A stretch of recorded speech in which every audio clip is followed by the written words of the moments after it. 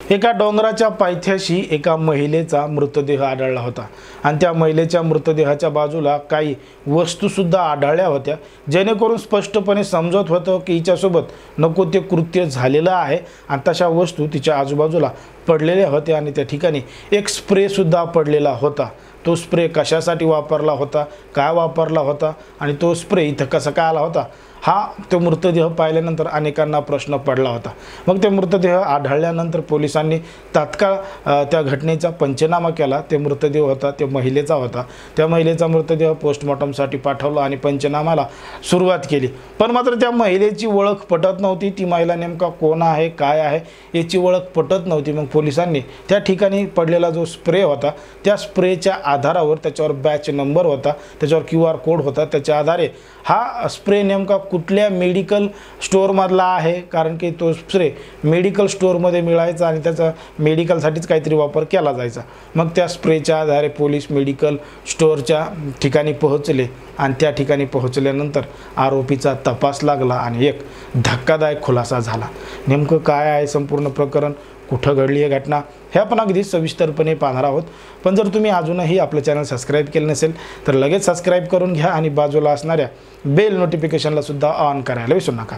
आता ही जी संपूर्ण घडलेली घटना आहे, प्रकरण आहे, ते आहे आपल्या महाराष्ट्रातीलच मुंबईमधील नाला सोपारा परिसरामध्ये घडलेलं। या ठिकाणी असणारं जे धनिव बाग आहे, या धनिव बागच्या बाजूला एक डोंगर आहे आणि त्या डोंगराच्या पायथ्याशी एका महिलेचा मृतदेह 28 मे रोजी आढळलेला होता। आता या महिलेचा मृतदेह आढळला, आजूबाजूच्या लोकांनी पाहिला आणि मृतदेह पाहिल्यानंतर तात्काळ त्याची माहिती जवळच्या पोलीस स्टेशनमध्ये दिली। आता पोलीस घटनास्थळी पोहोचले, पंचनामा केला, त्या महिलेचा मृतदेह पोस्टमॉर्टमसाठी दवाखान्यामध्ये पाठवला आणि त्याच्यासोबत नेमकं काय घडलंय या संपूर्ण गोष्टीचा तपास सुरू झाला।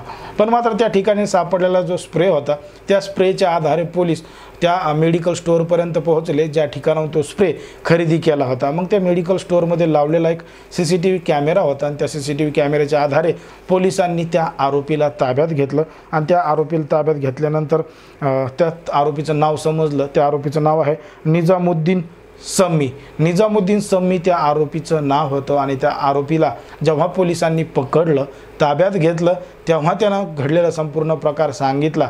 त्यानं सांगितलं की त्यानं ज्या महिलेचा खून केला आहे, जिला त्यानं ठार केलं आहे, ती महिला बाहेरची दुसरी तिसरी कोणी नसून त्या तरुणाची मामी होती आणि त्याच्या मामीसोबतच त्याचे अनैतिक संबंध होते। पण मात्र त्यानं तिच्या मामीला का मारलं होतं, कारण की याचं लग्न झालेलं नव्हतं आणि लग्नाआधी या दोघांचे मागच्या 2 वर्षांपासून अशाच पद्धतीनं अनैतिक संबंध एकमेकांबद्दल होते।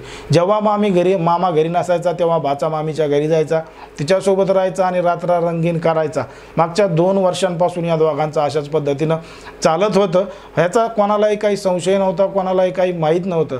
पण मात्र या तरुणाचं जेव्हा लग्न ठरलं, त्यानं लग्न करण्याचा निर्णय घेतला, तेव्हा मात्र त्याच्या मामीला मोठ्या प्रमाणात राग आला, कारण की आता ते लग्न केल्यानंतर त्याच्या बायकोसोबत राहील, दुसऱ्या गावाला जाईल, तिकडंच राहील, तो हिच्याकडे येणारच नाही म्हणून ती त्याला भांडू लागली आणि भांडून लागले म्हणून या दोघांमध्ये खटके उडू लागले।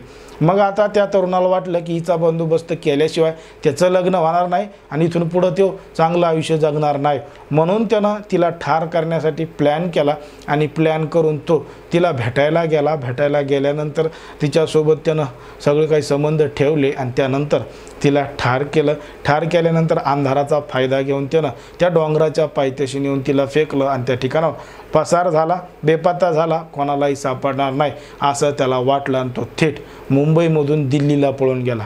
पण मात्र हे संपूर्ण प्रकरण पोलीस स्टेशनमध्ये गेल्यामुळं, पोलिसांनी गांभीर्यानं दखल घेतल्यामुळं काही घंट्याच्या आतच त्या आरोपीला ताब्यात घेतलं, म्हणजे 2-3 दिवसातच त्या आरोपीला ताब्यात घेतलं आणि त्यानं घडलेलं संपूर्ण प्रकरण सांगितलं।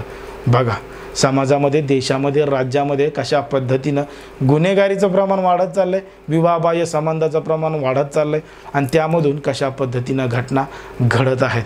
आता त्याच्या मामीनं भाच्यासोबत संबंध ठेवल्यामुळं तिचा जीव गेला होता, आता त्याचासुद्धा पूर्ण आयुष्य जेलमध्ये जाणार आहे आणि दोघांचंही आयुष्य आता उद्ध्वस्त झाल्याचं या गोष्टीमधून समजतं। आता समाजामध्ये, देशामध्ये, राज्यामध्ये लोक कशा पद्धतीनं वागत आहेत, काय काय करत आहेत हे आपल्याला या संपूर्ण प्रकरणावरून समजतं। कोणाच्याही भावना दुखवणं, कोणाचंही मन दुखवणं आपला उद्देश नाही, पण जे समाजामध्ये घडतंय तेच आम्ही तुम्हाला सांगण्याचा प्रयत्न करतो। आता या संपूर्ण प्रकरणामध्ये जे घडलंय त्याच्यामध्ये चूक नेमकी कोणाची आहे, तुम्हाला काय वाटतं हे अगदी स्पष्टपणे कमेंटमध्ये सांगा। आणि अशाच पद्धतीचे नवनवीन व्हिडिओ पाहण्यासाठी आपल्या चॅनलला लगेच सबस्क्राईब करून घ्या।